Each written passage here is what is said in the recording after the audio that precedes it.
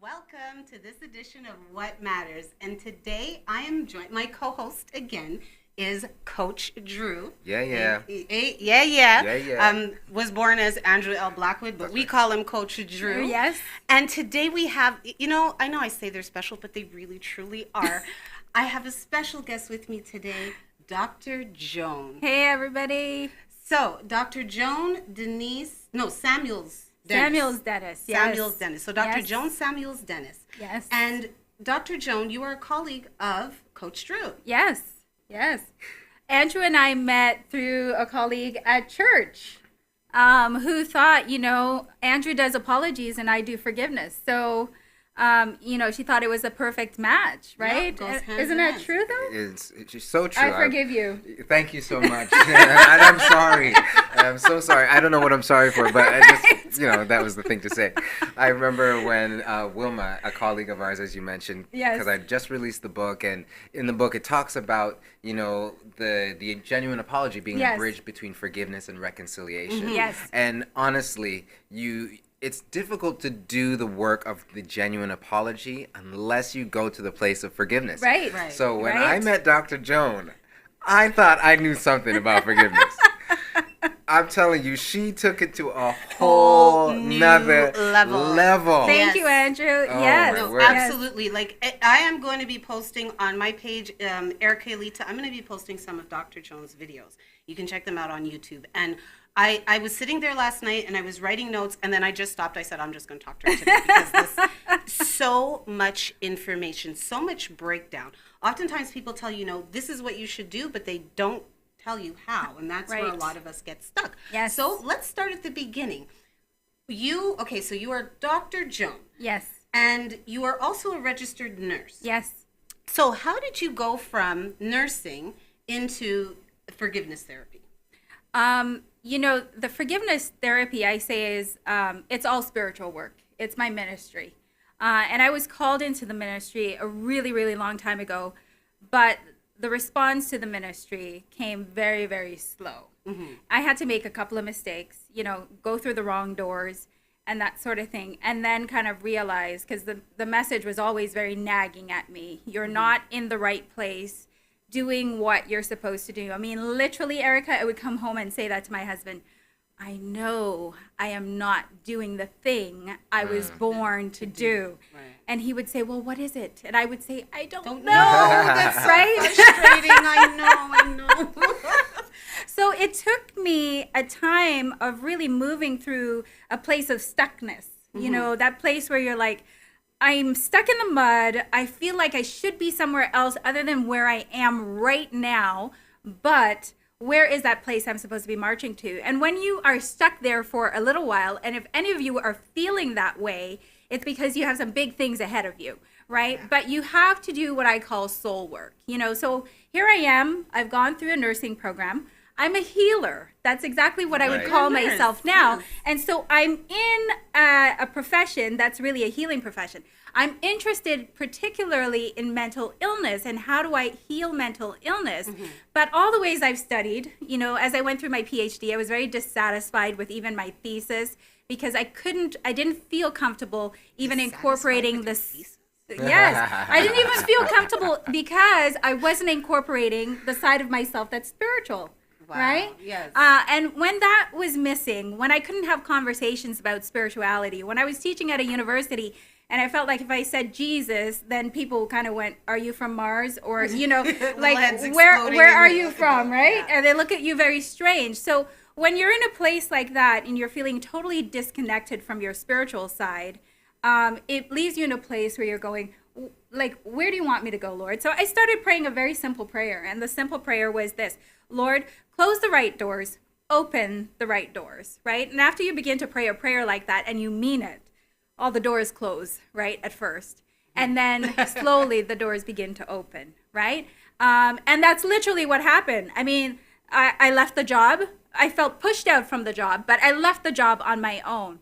But nevertheless, I wanted to leave the job. Then I went into another job, and then I felt as I walked through the door, it was the wrong door, right? Just not and right. I'm going, it's not right. I can't stay here. You know, I tried to stay for a little while, but then I'm like, I can't, right? I must go. I must start the work that God wants me to start. And it was when I did that, in a space of depression, actually, because stuckness brings you a place where you're like, I am despairing because I don't know where it is that I'm supposed to go. But when you start to do soul work, which this forgiveness is, everything clears up. Doors begin to open in all sorts of places that you never anticipated they would open, you know, and so that's basically how I got to where I am. You know, so I'm hesitant to interrupt you for so many reasons. Because you just want to let her go, right? That's the primary one. One of the reasons why I love talking, Dr. Joan and I became friends. I mean, like real friends. Yes. And one of the reasons is you are so thorough and entertaining, right? The descriptions, I mean, when she talks about the work that she does and even the work that you've done in your own life, which actually really qualifies her to do work with other people. Absolutely, yes. I get so drawn in. 100%. Because it's real and there's so much richness to it. Thank now, you. the last time I was here, I alluded to it a little bit, that sometimes I'm hesitant, not for my own sake, to talk about the spiritual side of the work that I do, because sometimes you go a little too far. It's like people get so kind of nervous and they kind of predict where you're going and then they miss out on something. Yes. So how do you help people be open and embrace the spiritual reality to forgiveness, and how that stuckness sometimes could actually be a calling? You know what, Andrew? I don't even talk about it, because the thing I say is, when you become who you truly are, which this forgiveness process unravels, you cannot help but notice that you're a spiritual being. You cannot help but notice that then God begins to connect with you. I don't have to say a word to anybody. You know, people come into my office and they might be like, "Oh, you're a Christian." Well, I don't really want to hear that Christian stuff. And I go, all I do is I love you. That's what Christians are supposed to do, and that's all I'm doing. And as I love you through this healing journey, if you want to talk about God, you talk about God. But we don't have to talk about it, because God will talk to you directly. When we're clear, when we get rid of all the muck that forgiveness, you know, kind of traps us in, when we get rid of all of that, God speaks to us. So I don't have to do it. God does the work. You clear the path. I just clear the path. You're just clearing the path. And I don't even have to tell you I'm clearing a spiritual path for you, because you'll know it. You'll without me saying a word. It. Yes. There's so many things that you've said that resonate so deeply. And that's stuckness. I did a very quick Facebook Live before I came to kind of give you an idea what was going on. And you know, this is the 4th time or the 5th time you're on, Andrew. Andrew and I call it our forgiveness series, because that's what we've been speaking about, is forgiveness and how it plays into your life and apologizing. And I remember the first mind-blowing moment where he was like, "No, well, you know, it's not that you apologize and you're forgiven and then you reconciliate." He's like, first you have to, the forgiveness comes first. And I was like, madness, this is right. And then over 4 weeks, he learned me. Yes. And one of the things that, you know, one of the reasons this is so important to me, and I really believe that, you know, whether you want to call it God or if you're more comfortable, the universe, what it brings you is what you need. Yes. Especially if you're clear about it. Yes. And, you know, before I even met you, I started this journey of forgiveness.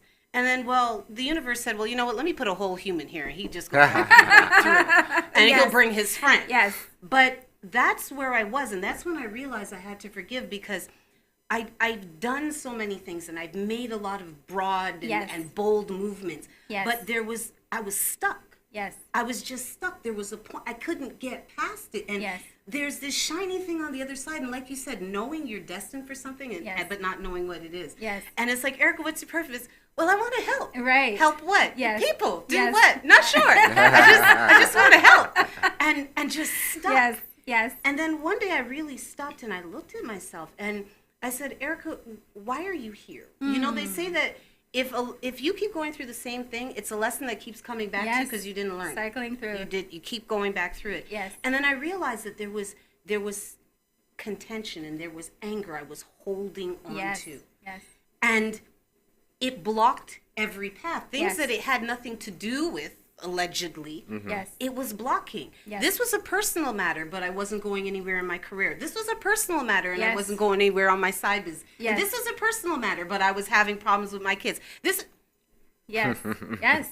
Okay, why do we keep coming back here? And what I realized, because the other thing too is I don't have a list of I hate yous. Right. I really don't. Right. It was actually this one person. They well, were the that's list. it. That's it. They were the whole list. He owned the list, right? And I realized that energy, Yes.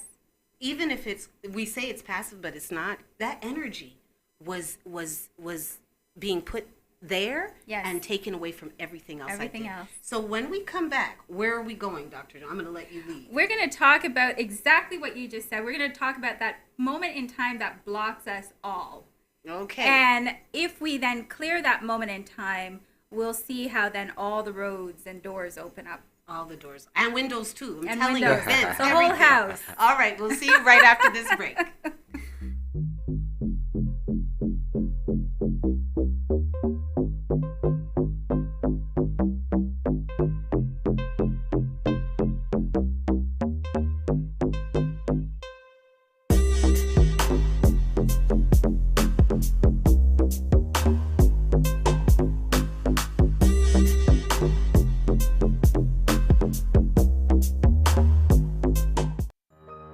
Are you retiring smart? Make your home's equity work for you. With your home's equity and our 30 years of experience, the Retire Smart Properties team can help you achieve the quality of life you've always wanted. Our services are 360 degrees. We'll give you advice, take care of staging and selling, and help you find the perfect home and community to transition to. It's time to enjoy the retirement lifestyle you deserve. Visit our website today to learn how you can use your home to retire comfortably. The Retire Smart Properties team, powered by RE/MAX West.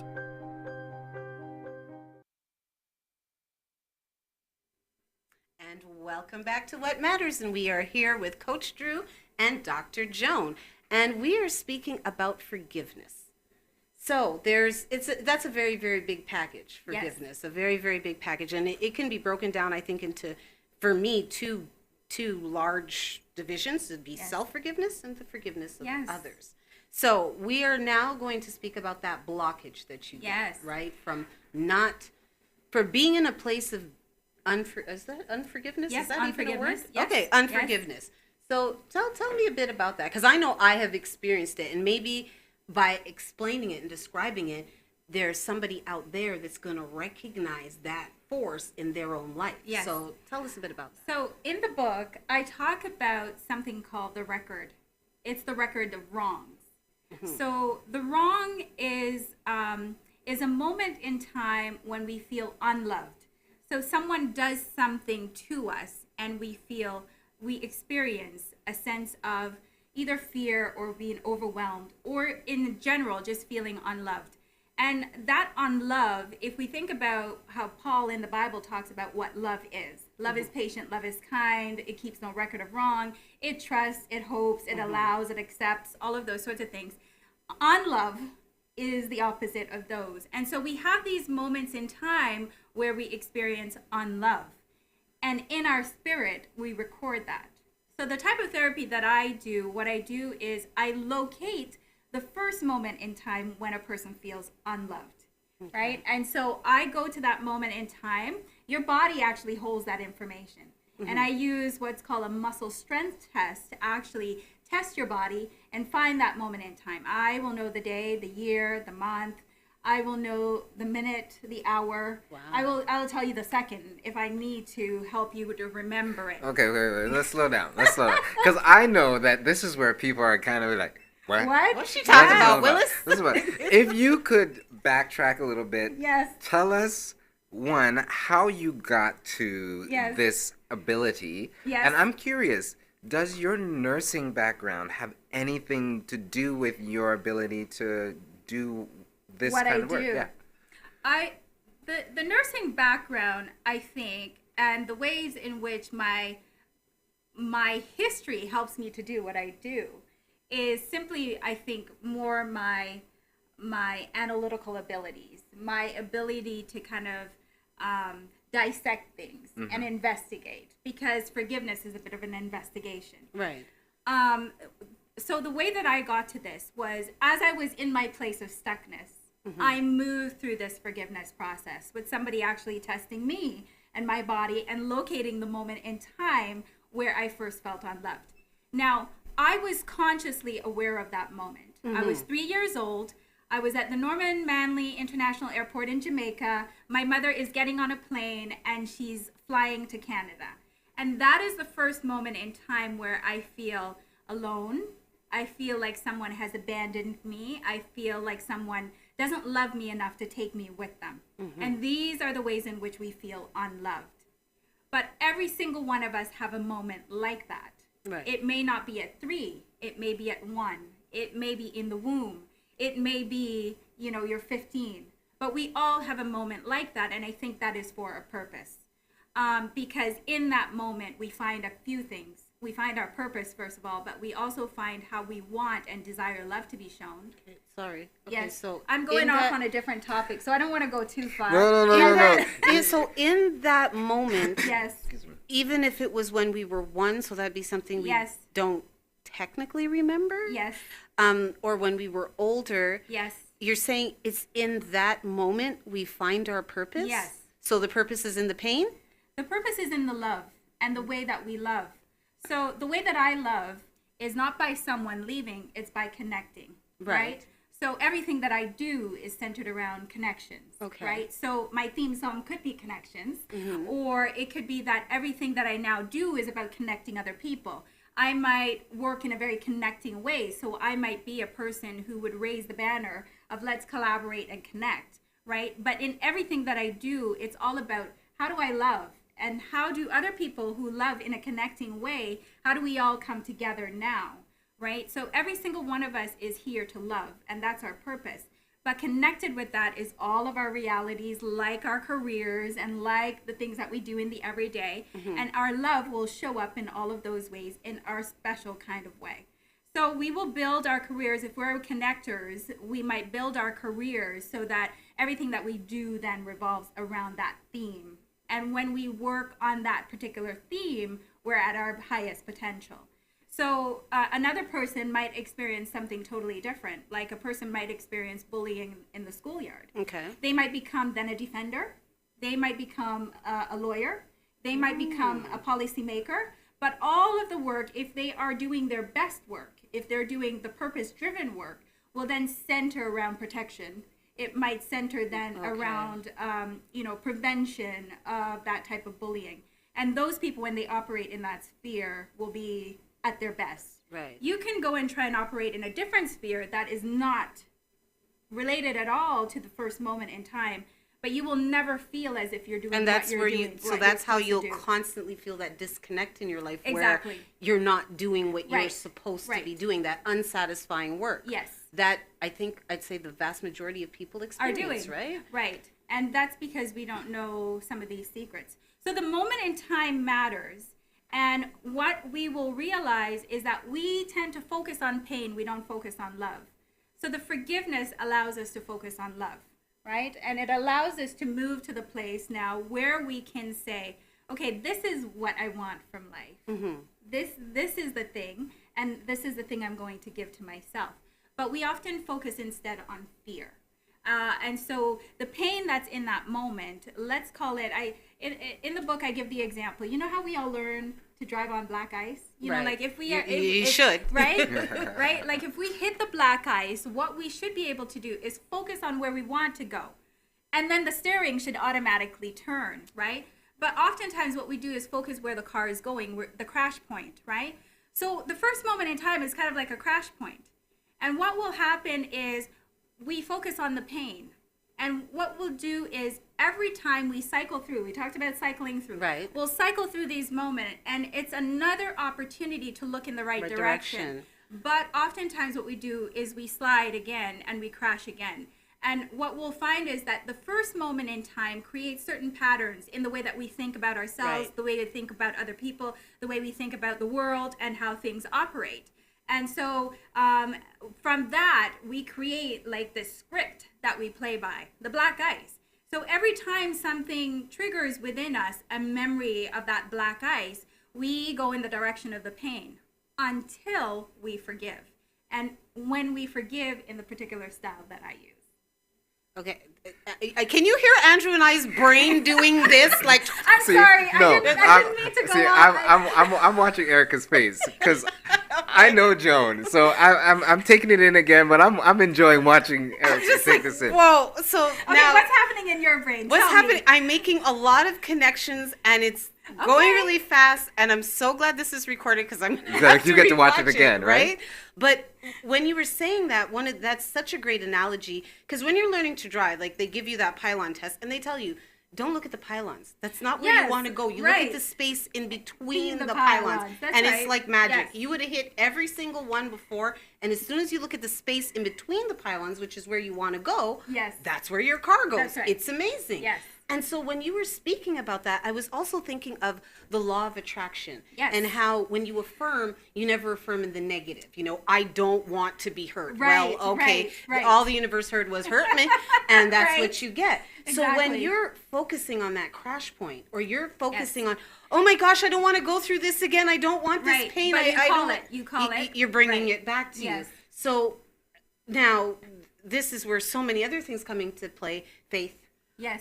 You know, whether it's a religious faith or a belief in yourself or believing. Yes. You know, that, and even once you're hurt, you kind of you almost don't want to wish for certain things. Right. You shut down. You know, it's like the person that says, well, no, I'm not interested in love. Yes. I don't believe you. Right. Because there are certain beliefs and conclusions, we talked about it before, the silent conclusions that we come to that we're not aware of. Yes. And everything that you're talking about, it's so interesting how we can talk about the same thing but use different language. Yes.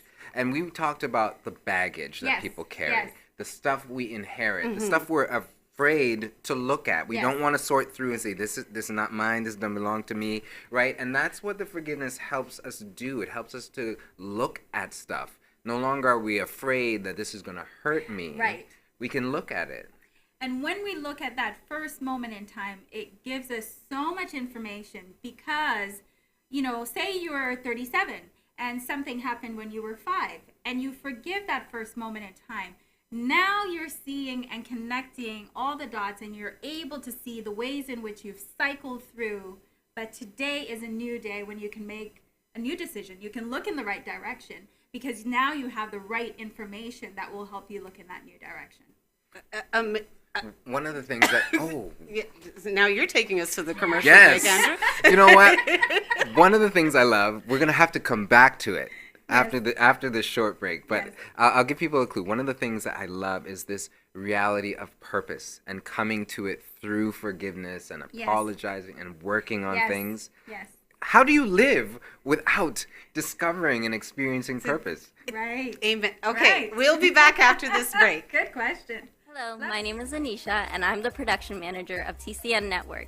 Have you ever wanted to host your own show? Do you have a message to share? Well, you're in luck. We are looking for dynamic and unique individuals to host their own shows. We are seeking people who are committed, motivated, and energetic. Do you want to be the next Jimmy Fallon, Ellen DeGeneres, or Shane and Ryan from BuzzFeed Unsolved? Start here. Fill out the Propose a Show form on mytcntv.com. We're here to educate, support, and build the community. Can you lead by example? Go the extra mile and seek knowledge? Are you humble, disciplined, responsible, selfless, and enthusiastic? Those are our core values. And if you identify with them, you could be part of a growing network that focuses on positivity and uplifting our community. We can't wait for you to join us on TCN Network and hope to hear from you soon.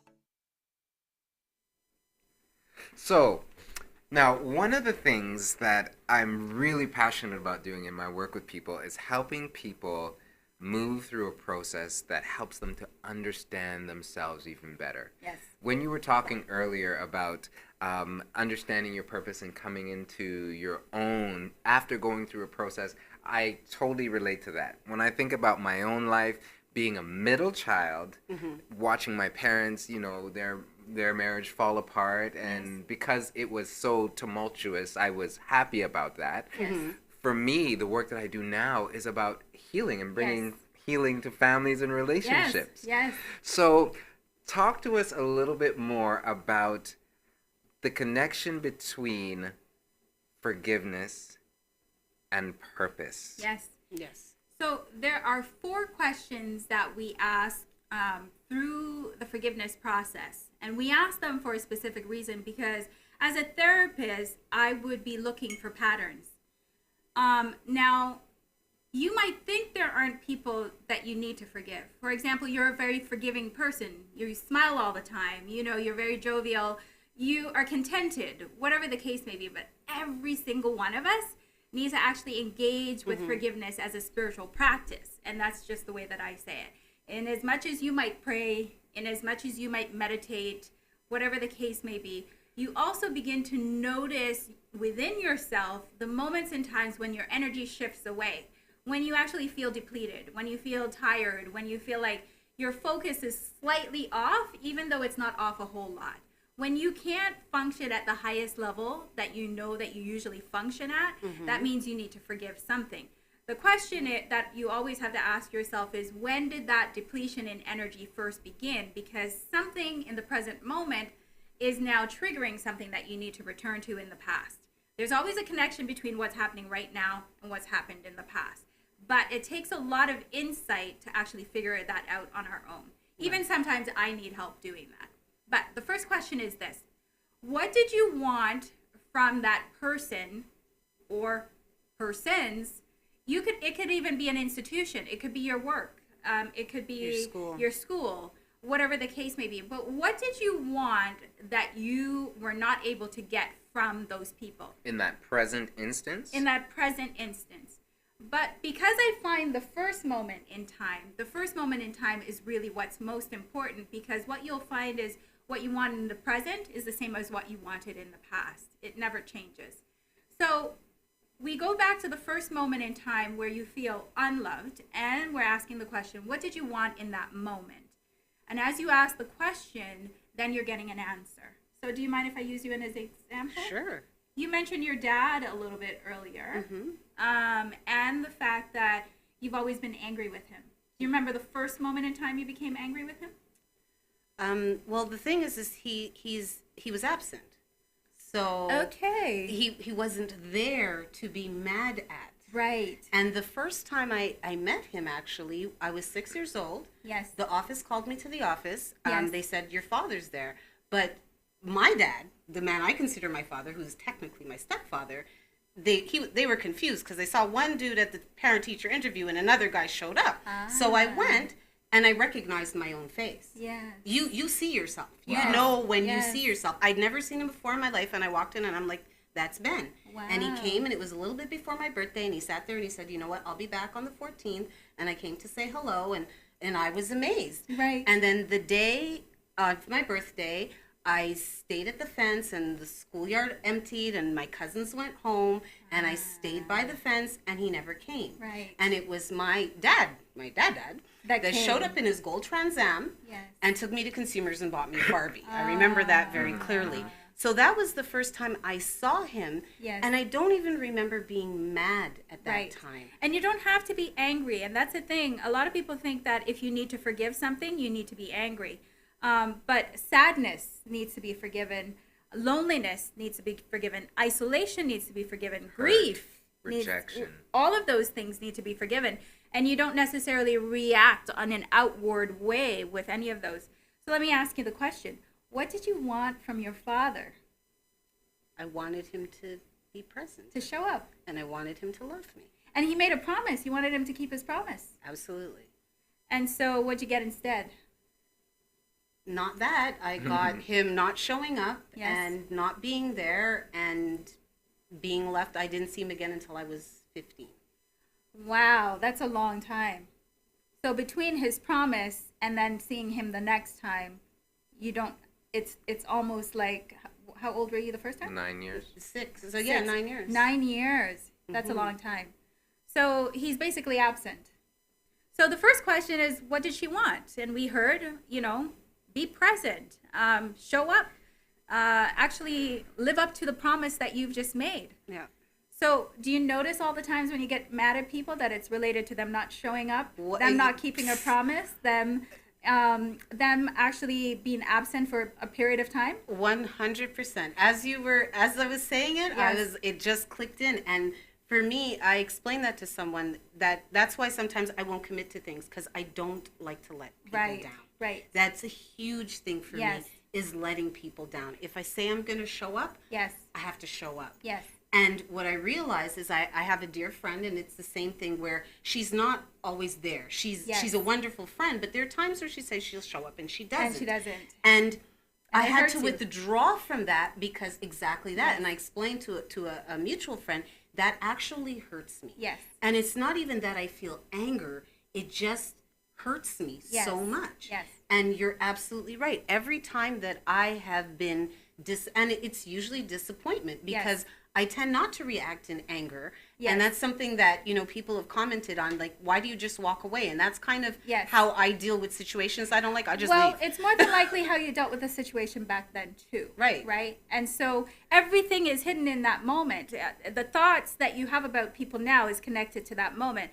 And so what I always suggest is that it's a good idea to actually journal.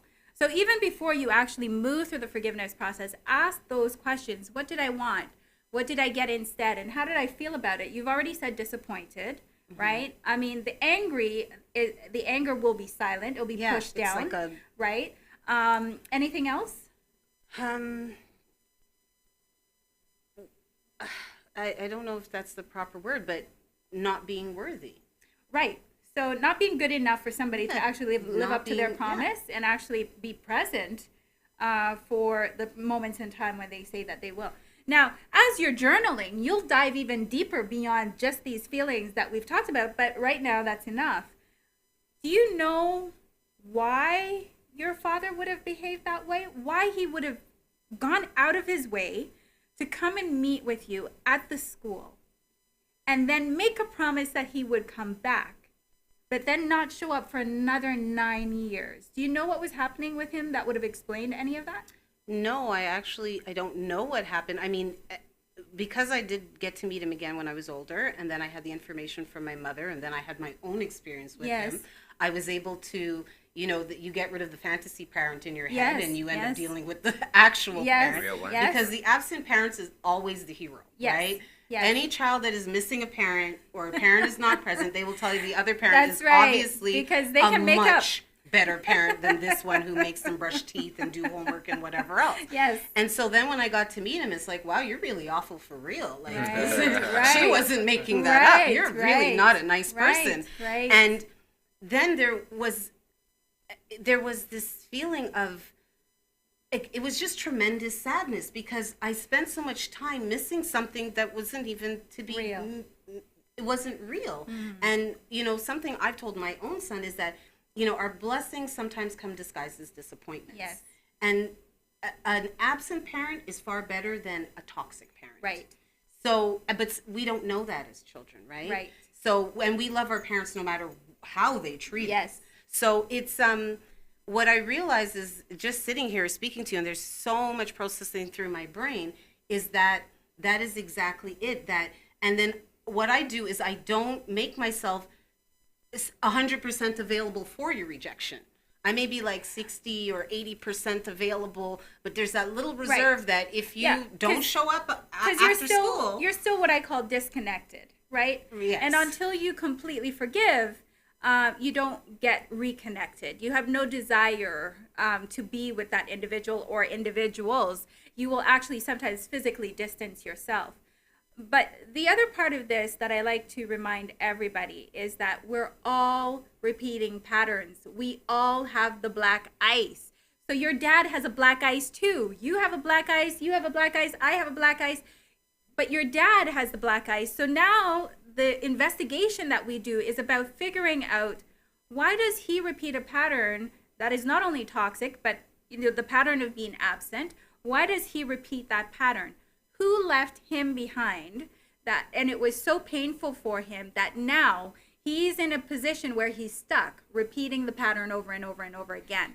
And so that is really when we hit a breakthrough with forgiveness. So wait. Well, we gotta go to break. Yeah, we're gonna go to a break. Alicia's Let me just summarize here. Okay. Yes. First of all, I so appreciate your openness and your vulnerability. Yes. I know you are helping people just By speaking. by being you Yes. and being open Yes. and transparent. I'm happy to share. And I know your brain's buzzing, but My brain is Right? buzzing. And one of the things that you're highlighting now, Joan, for us is the patterns. Yes. The family patterns that Yes. can go back for generations. yes, they do. But I also think you're taking us down the road towards empathy. Compassionate understanding, which is empathy. And I guess that's where we're going back to after the break. So we'll be talking about compassionate empathy, which is Yes. a phrase I've learned quite a bit about. Yes. And maybe a quick how-to, a few more tips. Absolutely. And then we're going to talk about what's coming up for Dr. Joan. We'll be Yes. right back.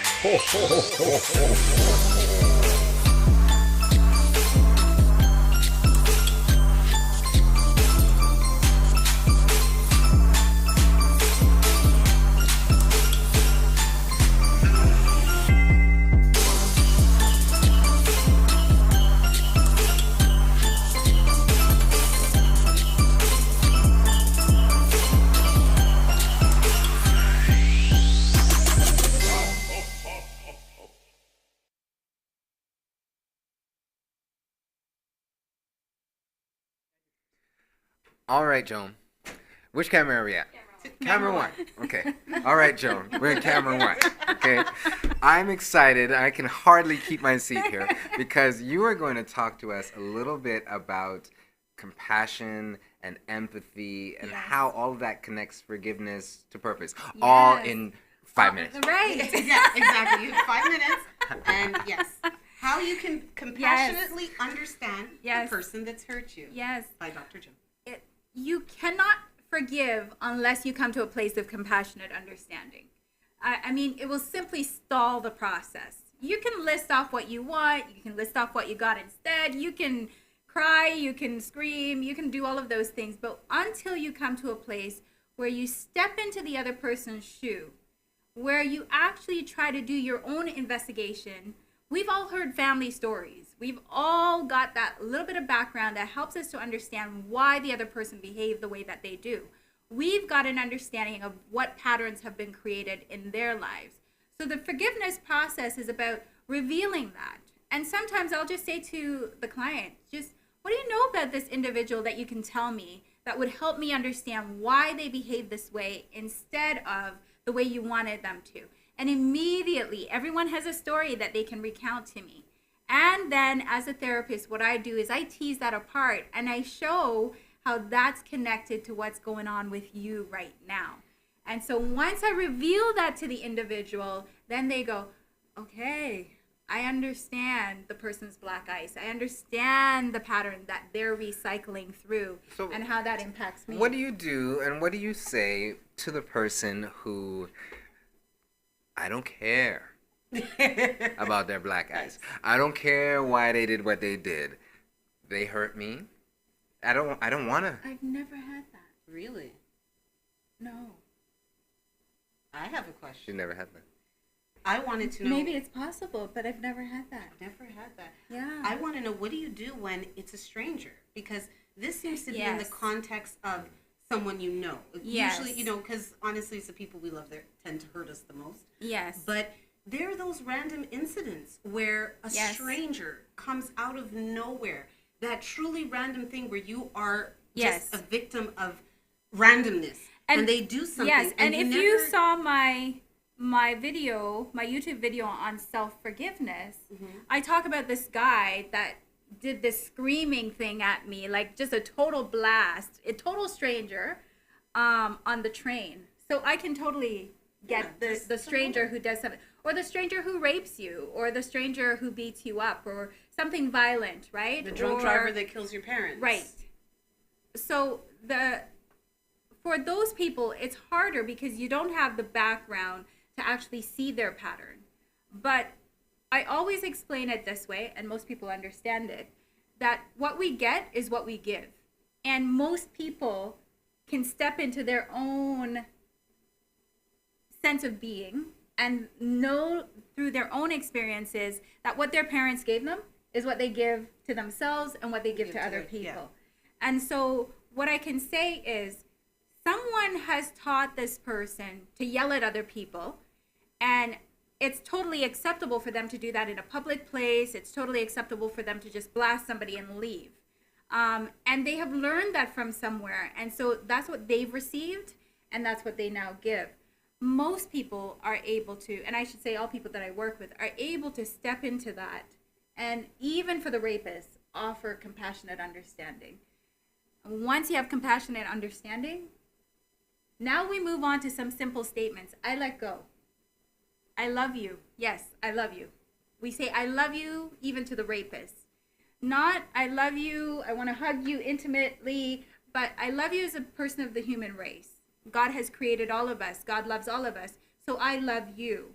And I accept you for where you were, for what you did, for the person that you will one day become, because we're all evolving.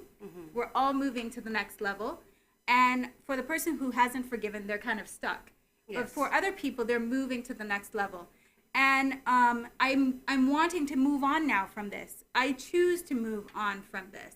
So those statements are all really key. And they're kind of like a mantra that we do at the end of the forgiveness. The last part is, I choose to live. I choose not to die. Because that first moment in time, when we despair, when we become isolated, lonely, when we grieve, when we become angry or enraged because of what has happened, it means that we've stepped out of that place where love was ours, where love was the truth, where we understood that love exists. And so in stepping out of that, sometimes we make a bit of a death wish. If this is what life is like, I don't want to live it. So in this moment, as we finish up the forgiveness, we're saying, I choose to rise. I choose to live. I choose to be my best self. I choose to become the person that I'm supposed to become, right? I choose to live with a whole bursting, bounding level of energy. What I love about it, again, is the empowering process that takes you away from hurt, through hurt, and into purpose. Yes. And I asked the question, what do you say to the person who, I don't want to, they're not there yet. I'm trying to forgive you. One of the things I get so captivated by the way that you speak, and I think maybe people who meet with you experience the same thing, but she walks me through a process. And what happens in that process is we are heard. Yes.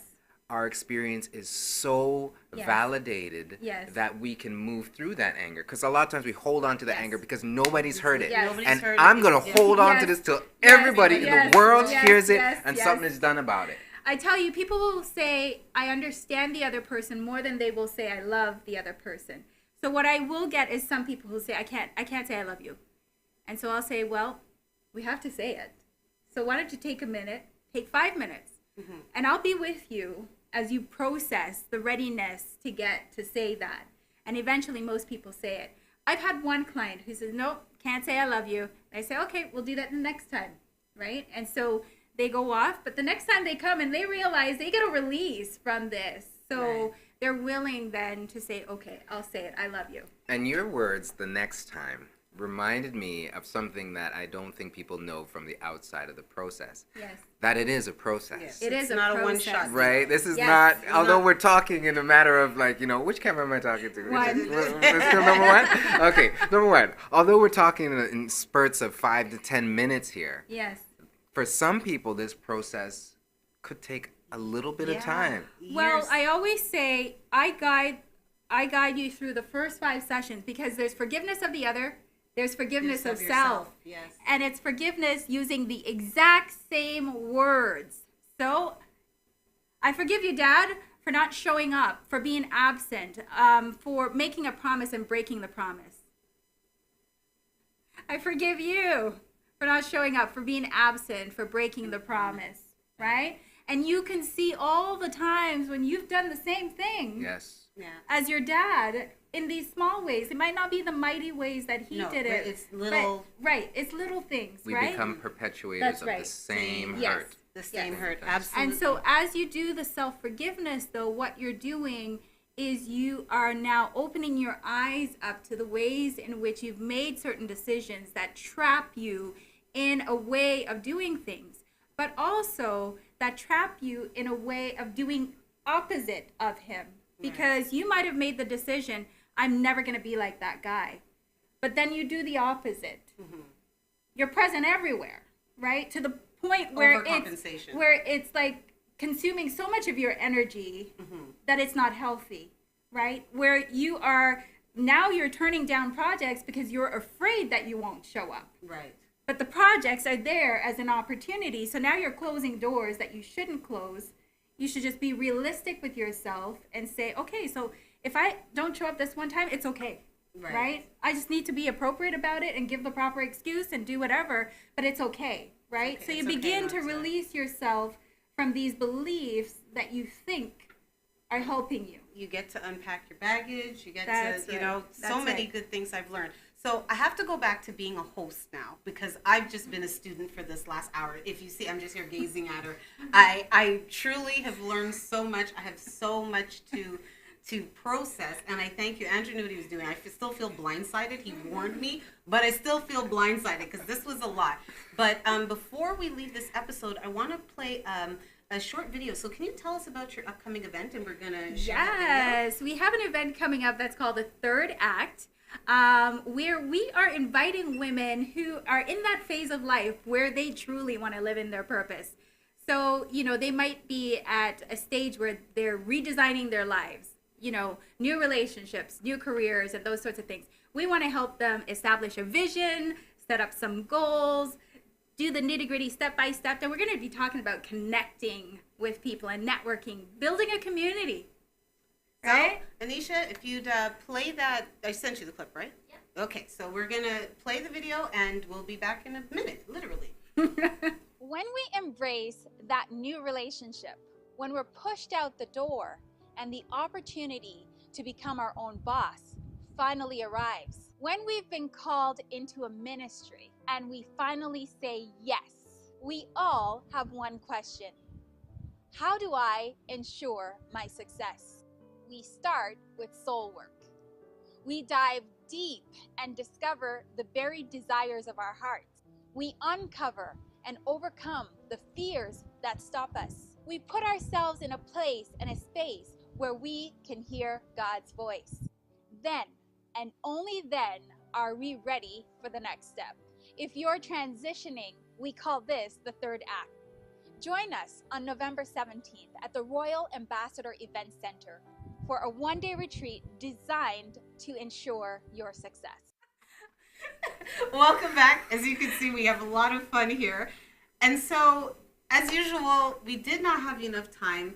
Andrew blindsided me. I feel like he's like, yeah, my colleague's going to come on, Dr. Joan. She'll talk a little bit about forgiveness. He did not say he was going to blow my mind, and I wasn't going to be able to speak. See, I promise you, anybody who comes along with me, it's going to be really, really worth the time. Whenever he brings someone, I'm just going to sit and listen. It was so good to be here, Erica. Oh, thank you. And thank you for inviting me. Oh, my pleasure. Yeah. Very welcome back. I think that was part one. Okay. You guys agree that was part one with Dr. Joan? Love that. Yes, so we will definitely be having Dr. Joan back. I'm going to make those arrangements. Thank you for joining us again. Next week, our guest will be, he's been here before actually, so Keith Hill Jr. is going to be joining us, and Keith has a show called Ray and Nephew. If you're of Caribbean descent, you get the pun. Yes. And so we will see you next week here on What Matters. Thanks for joining us. Take care, everyone.